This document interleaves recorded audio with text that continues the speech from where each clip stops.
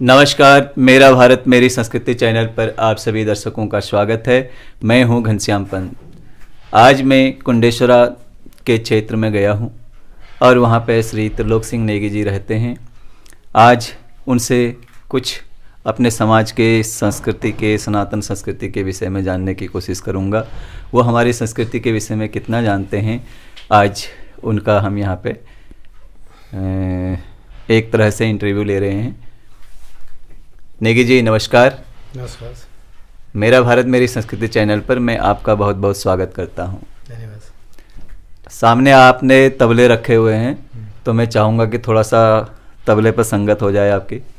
तबला तो मैं अभी लाया हूँ और कुछ कोशिश कर रहा हूँ सीखने के लिए, क्योंकि मेरा इंटरेस्ट रहा है कि मैं कुछ न कुछ जो है कि अपना खाली समय में कुछ कर रहा हूँ। ठीक है, हमें कुछ सुनाइए। तो मैं सुनाता हूँ, फिर आपको थोड़ा दो लाइन।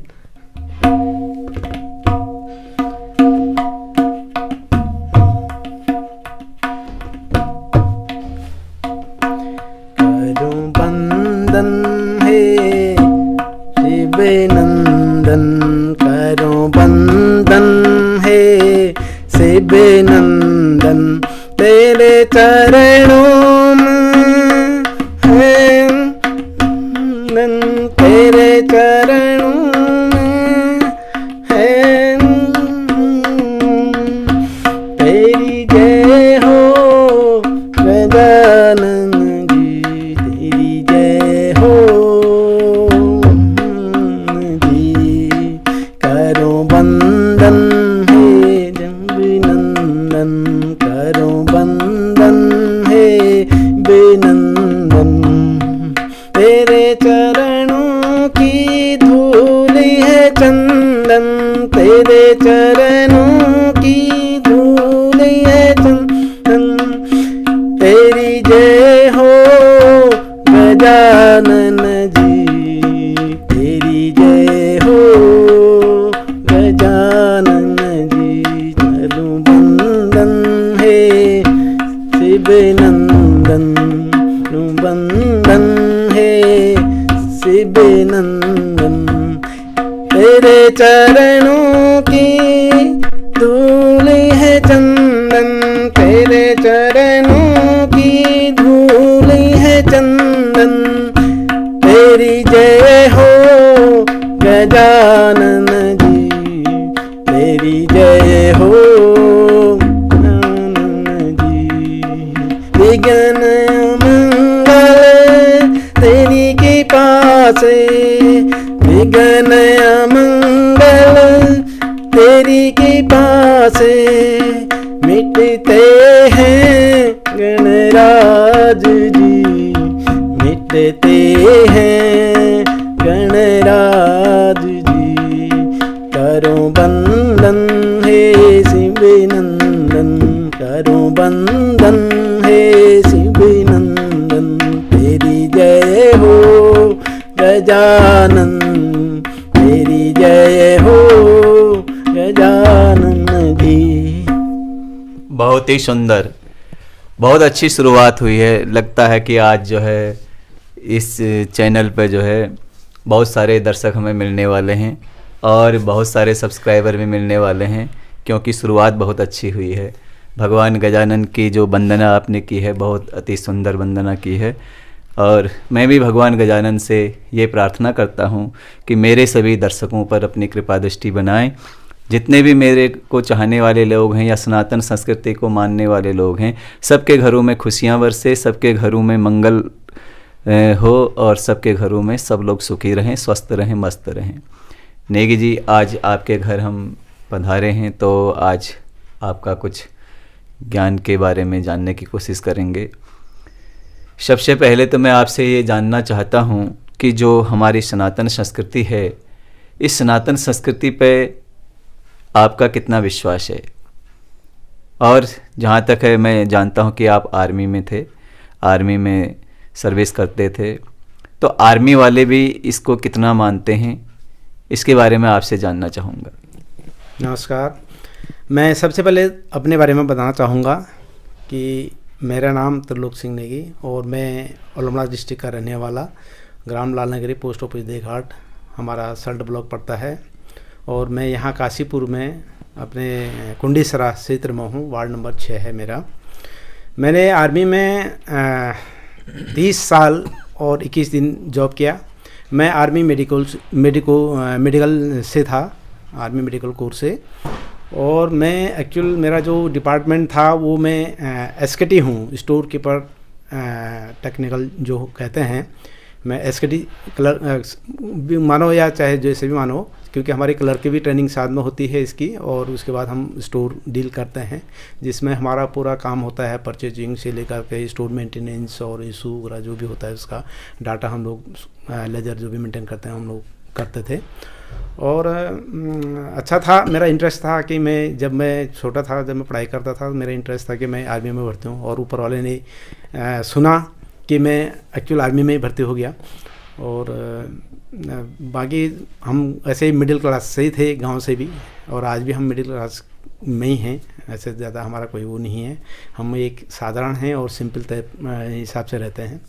और जहाँ तक सनातन धर्म का विषय आता है तो आर्मी में बहुत अच्छा मानते हैं, बहुत ज़्यादा इस पर जोर दिया जाता है। क्योंकि हमारा जहाँ पे भी यूनिट होती है वहाँ पर यूनिट का एक अपना पर्सनल मंदिर होता है।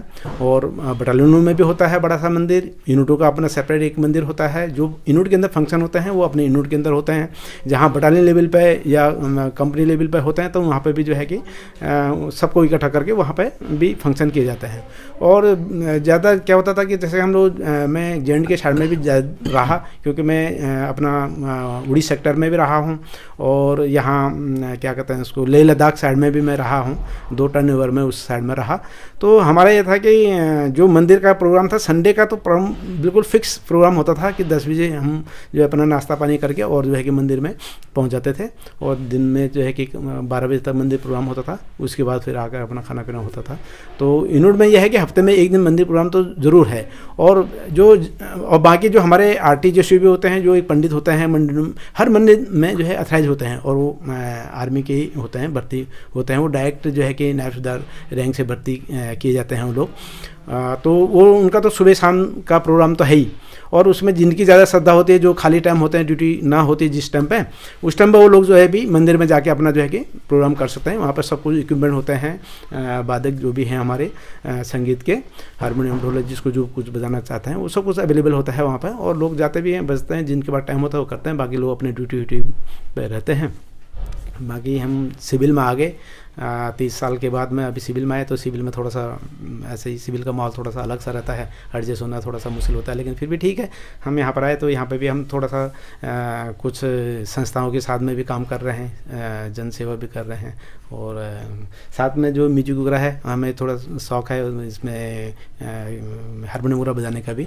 तो मेरे पास भी कीबोर्ड भी है बड़ा सा, जो मैं थोड़ा बहुत उसको जो है कि बताता हूँ। और जो तबला मैं अभी जो है यूज़ किया हूँ अभी, वो तो खैर कुछ भी नहीं है, अभी तो मैं उसको ट्राई कर रहा हूँ, सीख रहा हूँ कि उसके सारे गाने क्या होते हैं करके उसके बारे में। तो अभी स्टार्टिंग चल रही है, तो उसमें तो खैर मैं इतना वो नहीं हूँ, परफेक्ट नहीं हूँ, लेकिन कोशिश कर रहा हूँ कि जो है कि अपना टाइम पास करने के लिए जो है कि इसका यूज़ किया जाए। और सनातन धर्म हमारे लिए सबसे बड़ी बात है कि आज हम जो है कि इस धरती माँ पे जो है कि जो हम अपना वो गुजर बसर कर रहे हैं, तो ये सनातन धर्म का ही सबसे बड़ा वो है हमारे ऊपर जो कृपा है। क्योंकि हम देवभूमि के हैं और हमारे यहाँ देवी देवता आज से नहीं, हम जब से पैदा हुए हैं हम देखते आ रहे हैं कि हमारे पहाड़ों में एक अलग सिस्टम होता है, हमारे एक रिवाज होती हैं और उनमें हम जो अपना जो है देवी देवताओं को करते हैं। तो सेम वही है सनातन धर्म। यहाँ पर हम लोग मंदिरों में जाते हैं, मंदिरों में जो है कि दर्शन करते हैं।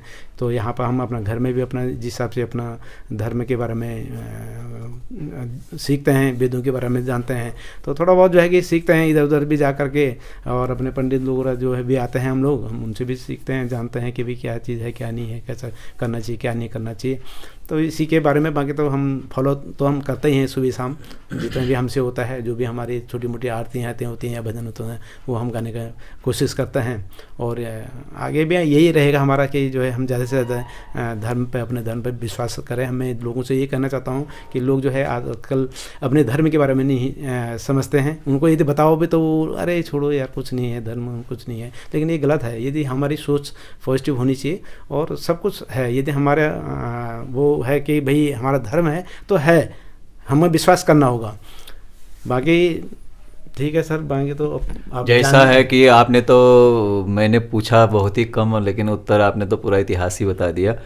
लेकिन मैं एक चीज़ जानना चाहता हूँ कि आप हमारे सनातन धर्म पे विश्वास करते हैं या इस संस्कृति पे विश्वास करते हैं, लेकिन मैं आपसे जानना चाहता हूँ, क्या आप ईश्वर पे विश्वास करते हैं? बिल्कुल ईश्वर पे विश्वास करते हैं। तो ये धरती जो है कि टिकी हुई है तो उसी पे टिकी हुई है, ये जो ब्रह्मांड है, क्योंकि ईश्वर अब लोग कहते हैं भाई ईश्वर कहाँ है, तो ये तो जो जानने वाला है, तो वो हम एक मूर्ति लेकर के, एक जो है मिट्टी का जो है कि कोई भी शिवलिंग या कोई चीज़ मूर्ति बनाकर हम उसकी भी पूजा कर रहे हैं। हम पहाड़ों में अपना एक जो है पत्थर को खड़ा करके हम उसी को पूजा कर रहे हैं। यदि हमें यदि अपने धर्म पे या हमारे सनातन धर्म पे, हमारे देवी देवताओं पर विश्वास है, तो हम लोग कर रहे हैं पूजा, और अभी भी करते आ रहे हैं। अभी भी ऐसा कोई चीज़ हमारे पहाड़ों में ऐसा जगह नहीं है कि जहाँ इस प्रकार की पूजा ना होती हो।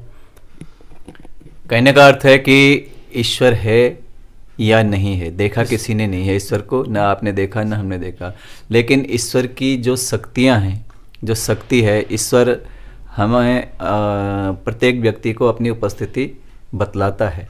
बस उसे समझने की ज़रूरत है और देखने की ज़रूरत है अपने मन की आंखों से। विश्वास ही फलदायक होता है। विश्वास अगर हमें है तो वह फलीभूत होता है। बिल्कुल सर, मैं ये कहना चाहता हूँ, ईश्वर हमारी जो है ये आत्मा है, आत्मा ही एक्चुअल ईश्वर है। यदि हम मान रहे हैं तो यानी कि हम जो भी हम काम कर रहे हैं वो ईश्वर ही हमसे कराता है। हम यदि कोई गलत कर रहे हैं तो भी उसी का ही एक दिशा निर्देश है, और यदि हम अच्छा कर रहे हैं तो वो भी एक दिशा निर्देश शायद मैं समझता हूँ कि वो उसी का ही है। इसलिए कहा जाता है कि आत्मा में परमात्मा निवास करता है। बिल्कुल सर, बिल्कुल वही सही बात है। जैसा कि ईश्वर, मैंने कहा कि अपनी उपस्थिति दर्ज कराता है, तो जैसे हमारे देवी देवता बहुत सारे हैं, तो उनमें जैसे अग्नि, वायु और वरुण देवता, इनका बखान है जी। तो वायु देवता तो प्रत्यक्ष जो हवा हम लेते हैं, बिल्कुल, हवा के बगैर हम जी नहीं सकते, तो प्रत्यक्ष प्रमाण है कि ईश्वर है। पानी के बिना भी हम जी नहीं सकते जी सर। तो वरुण देवता इसके स्वामी कहलाते हैं।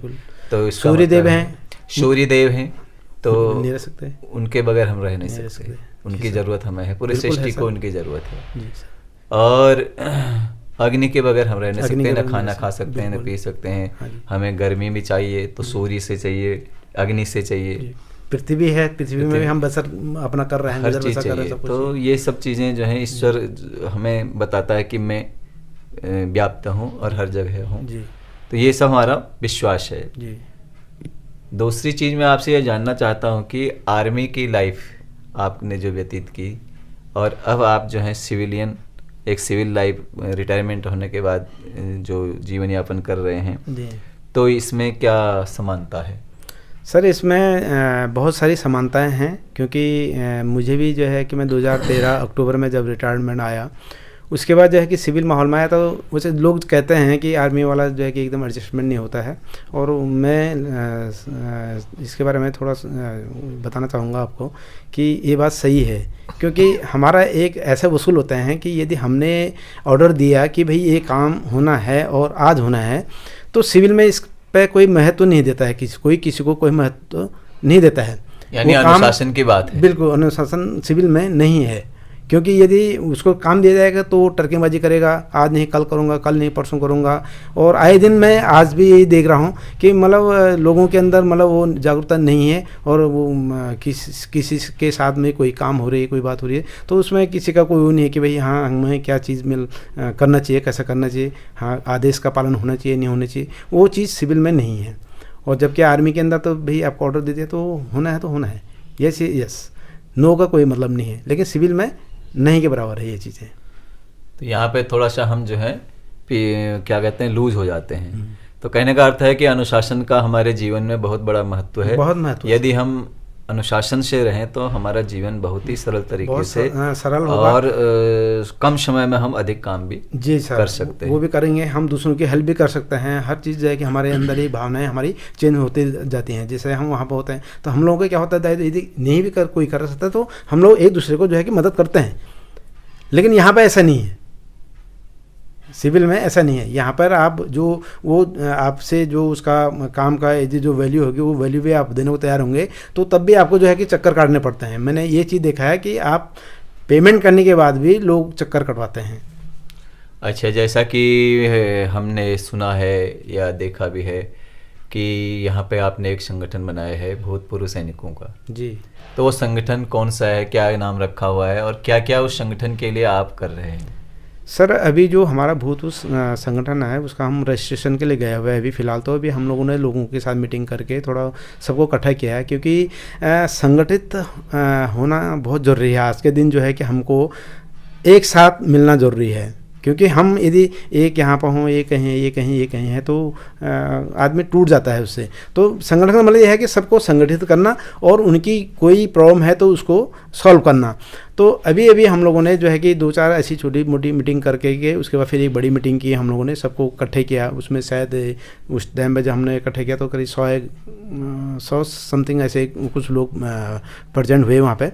तो यही था कि भाई हम लोग सब इकट्ठे संगठित हुए। सिविल में जैसे आए दिन कोई प्रॉब्लम होती है, आर्मी वालों के ऊपर बहुत सारे जो है कि इस प्रकार के जुल्म होते हैं।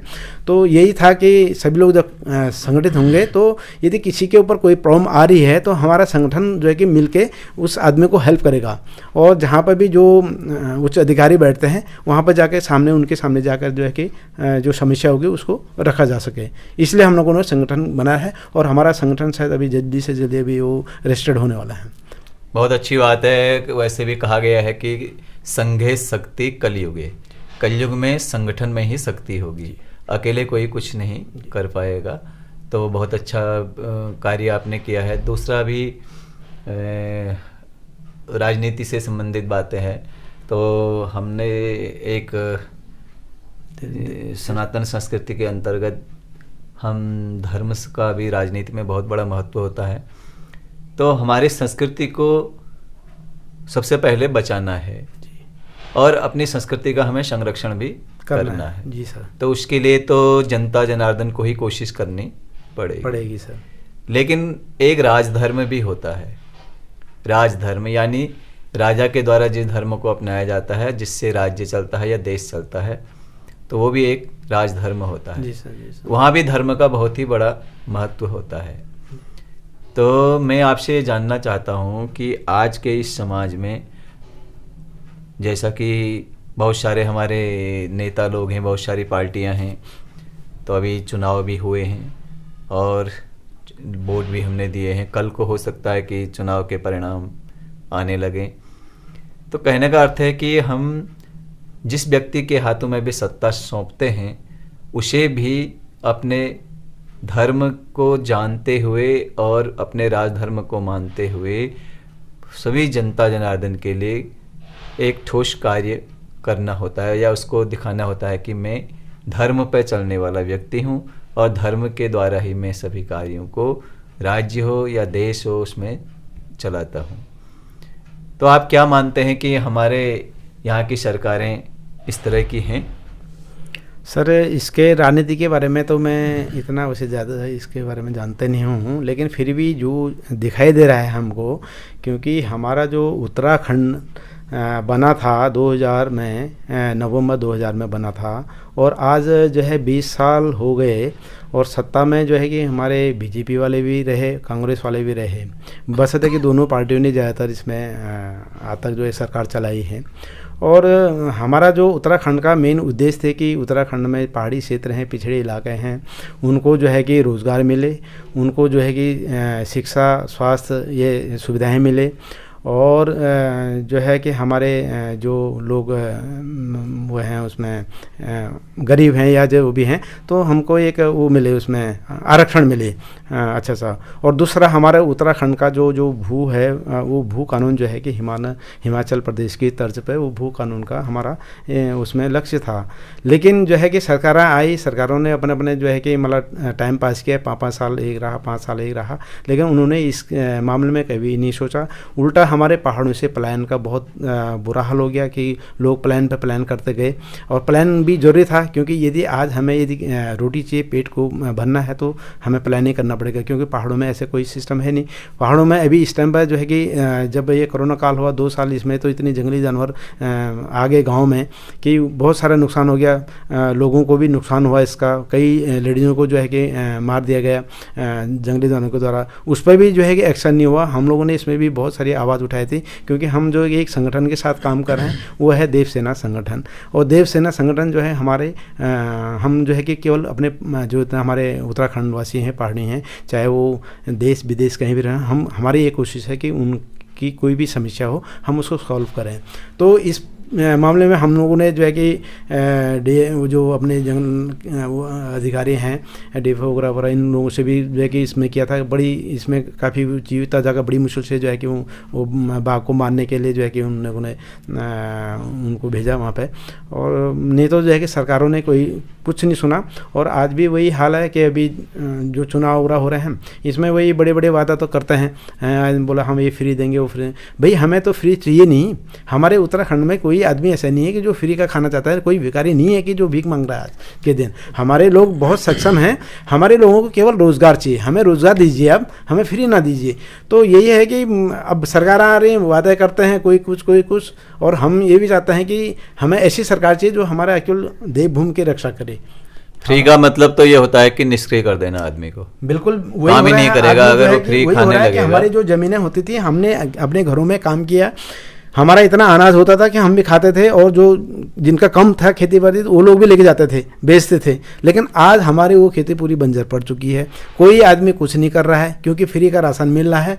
और जो है कि लोग, और गवर्नमेंट यही चेक नहीं कर रही है कि एक्चुअली फ्री किसको दिया जाए।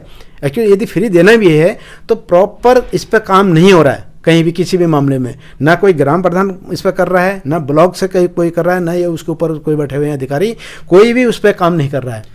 अच्छा, मैंने ये भी तो देखा है, देखा तो कम है लेकिन पढ़ा ज़्यादा है, अखबारों में न्यूज़ आती है, तो उसमें मैंने ये देखा कि लोग काम कर रहे हैं लेकिन उनको तनख्वाह भी नहीं मिल पा रही है। तो हमारे उत्तराखंड में ऐसा भी कई विभाग हैं जिनको समय पर वेतन नहीं मिल पा रहा है, या बहुत सारे रिटायरमेंट जो लोग हैं उनकी पेंशन भी सही समय पे नहीं आ पा रही है। तो इसके लिए भी सरकार को कुछ करना चाहिए, सोचना चाहिए, उसी के बाद ही फ्री की बात करनी चाहिए। हाँ जी बिल्कुल सर। जो तुम्हारे जो गवर्नमेंट में नौकरी कर रहे हैं उनको तुम पेंशन नहीं दे पा रहे हो, उनको तुम जो है कि टाइम पे वेतन नहीं दे पा रहे हो, तो फ्री कहाँ से खिला रहे हो? मेरे तो समझने के फ्री वालों को कैसे फ्री आप दे रहे हो? और फ्री क्यों दे रहे हो भाई? मैं तो कर रहा हूँ, आदमी से काम लीजिए आप, अब दो उसको। यदि कोई इतना गरीब है तो उसको शिक्षा स्वास्थ्य वगैरह वो दो, लेकिन खाना तो वो कर दो। खाने के लिए तो कम से कम उसको हाथ पैर चलाने दो अपने। अभी जैसा हमने देखा है कि सोवियत रूस और जो है यूक्रेन में जैसी लड़ाई हो रही है। अभी आपने थोड़ी देर पहले आरक्षण की बात भी की थी कि हमें आरक्षण भी दिया जाए, लेकिन मैं तो ये मानता हूँ कि आरक्षण को तो पूरे देश से मिटा ही देना चाहिए। आरक्षण का सर मेरे ये मतलब है कि जिस पर जौनसार भावर में एसटी का आरक्षण है, तो उससे क्या होता है, जो एसटी आरक्षण है वो केंद्र के थ्रू होता है, राज्य के थ्रू उसका कोई मतलब नहीं होता है। तो उससे हमारे पहाड़ में क्या होगा कि जो केंद्र की जो भी वैकेंसी आएंगी, राज्य की आएंगी, केंद्र की आएंगी, तो उसमें हमारे पहाड़ी लोगों को आरक्षण होने पे उनको जो है कि वहाँ जॉब में अपने घर में कर सकते हैं, जॉब कर सकते हैं। आज जो एक पटवारी हमारे यहाँ पहाड़ों में घूम रहे हैं, वो यहाँ के कोई यादव हैं, कोई और हैं, कोई कुछ हैं यहाँ के गए हुए। क्या हमारे यहाँ के लोगों के इतने सक्षम नहीं हैं? अब आप ये पीछे जाके देखो, आर्मी में जाके देखो, या किसी उसमें देखो, दिल्ली उसमें देखो, तो वहाँ पर बड़े बड़े हमारे अधिकारी लोग, हमारे पहाड़ी सब पढ़े लिखे लोग हैं। पढ़े लिखे लोग होने के बाद तो प्लान हुआ है हमारे पहाड़ों से। क्यों? हमारे पहाड़ों में जितने अच्छे एजुकेटेड लोग हैं जो जॉब कर रहे हैं बाहर, वो हमारे यहाँ इलाके में क्यों नहीं पोस्ट हो सकते हैं? लेकिन क्योंकि वहाँ सुविधा नहीं है। अभी राजधानी बोला गैरसैंण राजधानी बनेंगी, और जो है कि राजधानी आज तक नहीं बनी। सबसे बड़ी बात यह है कि 20 साल जो नेतागिरी ये लोग करके आए हैं, 20 साल में 11 जो है कि इनके मुख्यमंत्री बन चुके हैं, वो अपनी जो है कि स्थायी जो है कि राजधानी नहीं बना पा रहे हैं, अस्थायी में घूम रहे हैं। ये हमारा पहला ही देश उत्तराखंड ऐसा है जो आज भी जो है कि अस्थायी जो है कि राजधानी पर घूम रहा है। तो मैं तो ये मानता हूँ कि उत्तराखंड जो बना था, उत्तराखंड के विकास के लिए बना था। बहुत सारे लोगों ने अपनी कुर्बानियाँ दी थी उत्तराखंड को बनाने के लिए। उन्होंने ये सोचा था कि उत्तराखंड बनेगा तो हमारे यहाँ बहुत सारी सुविधाएं आएंगी, हमें बाहर नहीं जाना पड़ेगा, अपने घर में ही रहेंगे। लेकिन जहाँ तक है कि 20 साल होने के बावजूद अभी भी हम इस लायक नहीं बने कि हम अपने लोगों को रोज़गार दे सकें, या जितने लोगों को हमने रोज़गार दिया है हम उनको वेतन ही नहीं दे पा रहे हैं। तो इसके विषय में भी तो हमारे नेताओं को सोचना चाहिए। सर मैं तो कह रहा हूँ, नेता क्यों सोचेंगे इसके बारे में? सोचना तो जनता को पड़ेगा, जो लोग वोट देते हैं। क्योंकि हमारे सबसे बड़ी कमी हमारे जो वोटर हैं, जो हमारी जो जनता है जो वोट दे करके जो अपना प्रतिनिधि चुन के वहाँ भेजती है, वो सबसे बड़ी गलती हमारे उन लोगों की है जो लोग वोट देते हैं।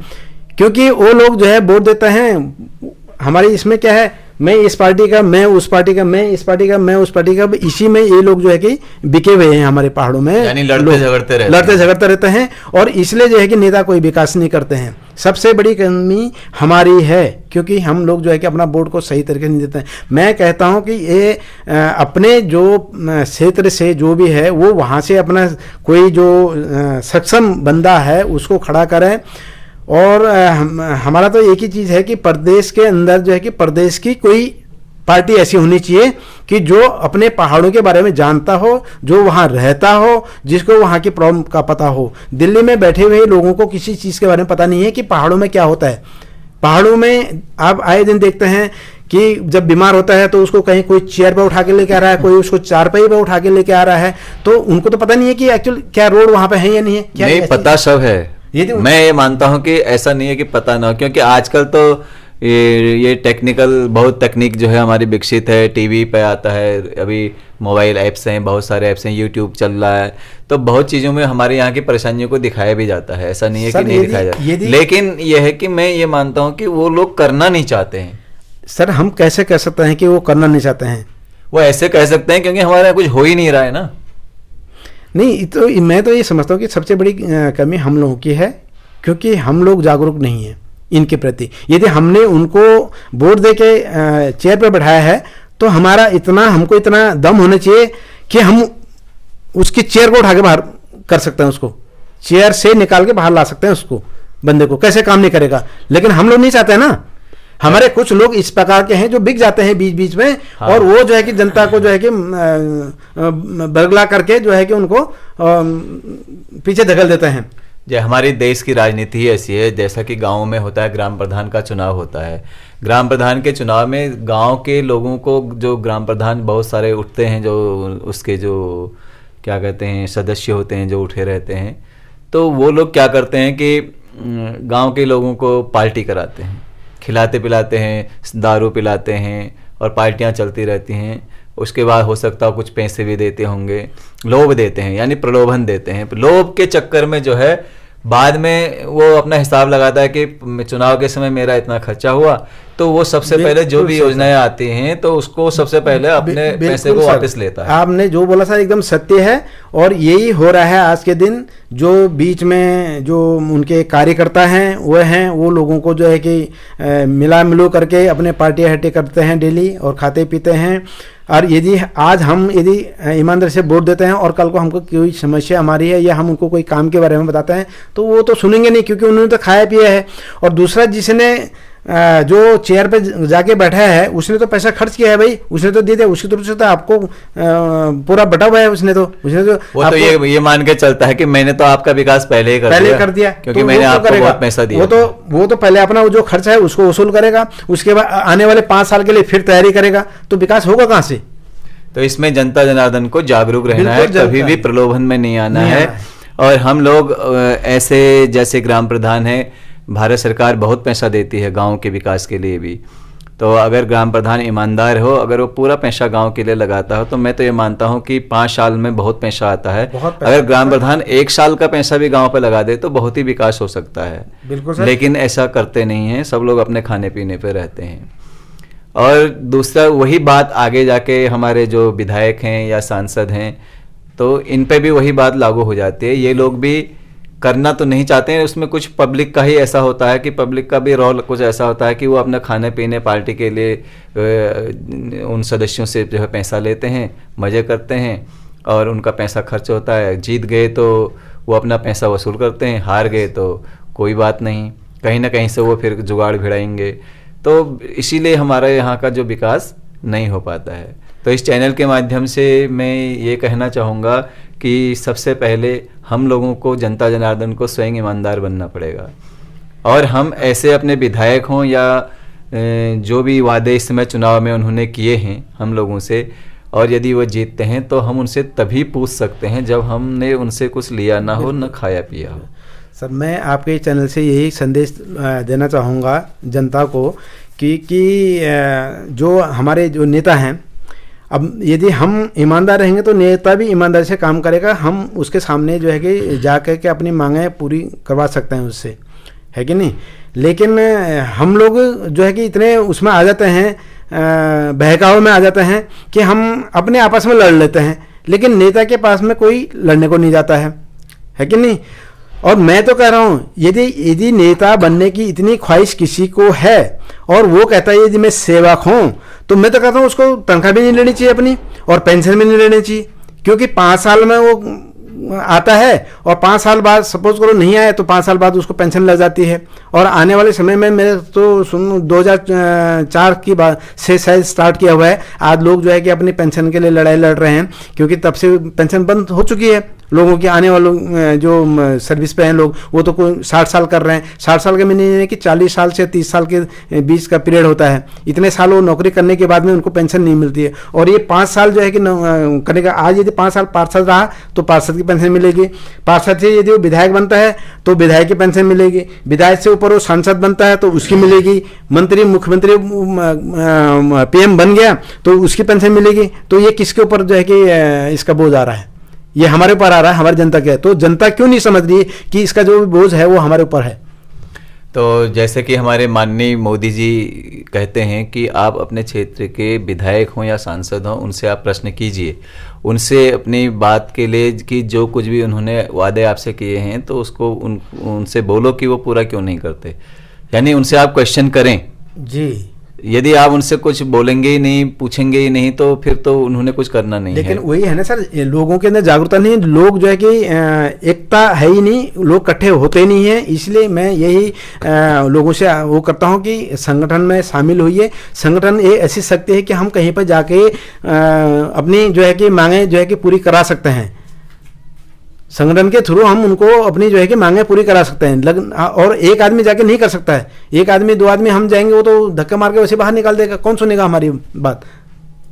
अच्छा, जो ये देव सेना संगठन है बनाया हुआ है, तो देव सेना संगठन का निर्माण मेरे हिसाब से तो उत्तराखंड के विकास के लिए ही किया गया है। जी सर, हमने ताकि उत्तराखंड का समुचित विकास हो। हाँ, इसीलिए इसमें ये लोग, कई लोग शामिल हैं, और उनका सभी का उद्देश्य लगभग यही है कि उत्तराखंड का हमें विकास करना है। हमारा यही है सर, एम है कि सभी लोग जो है कि संगठन में शामिल हुए हैं, और संगठन में आएंगे तो तभी उनको पता चलेगा भाई क्या है क्या नहीं है, और जहाँ पर जिसकी ज़रूरत होगी उस ज़रूरतों को पूरा किया जाएगा, चाहे वो जमीनी लेवल से। अभी हम कोशिश करेंगे कि आने वाले 5 साल में भी जो अभी सरकारें किसकी आती हैं क्या आती हैं, तो हमारा तो मेन उद्देश्य है कि हम भू कानून पे पहले इसका फोकस है। उसके बाद जो है कि हम अपना ये जो ग्राम लेवल से और अपने ब्लॉक लेवल से और अपना जिले लेवल से लोगों को तैयार करने की कोशिश कर रहे हैं कि जैसे लोग जुड़ें इसके साथ में, और अपना जो है कि इसमें काम करें अच्छे से। जो भी जिसको जहाँ पे काम करने का ज़्यादा इंटरेस्ट है वो अपना कर सकते हैं, सेवा भाव से करें या चाहे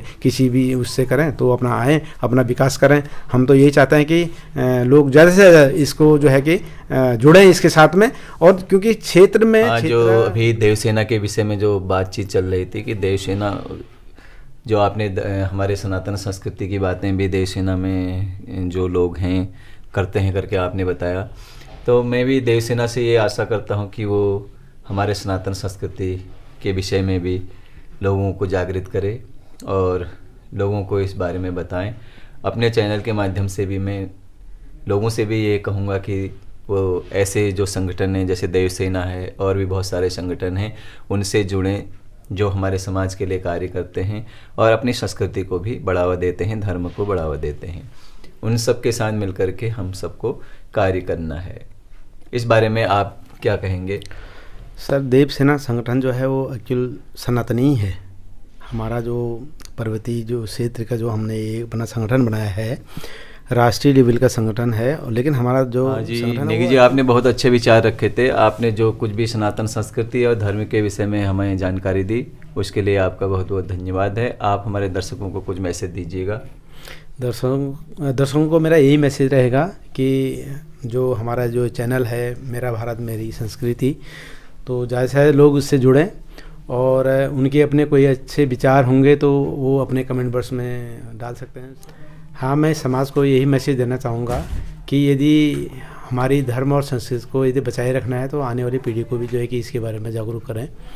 और हमारा जो है कि ये मेरा भारत मेरी संस्कृति जो चैनल है, इसमें अच्छे से लोग जुड़े हुए हैं। इसमें काफ़ी विद्वान लोग हैं जिनसे आप बहुत कुछ जानकारी ले सकते हैं अपने धर्म और संस्कृति के बारे में।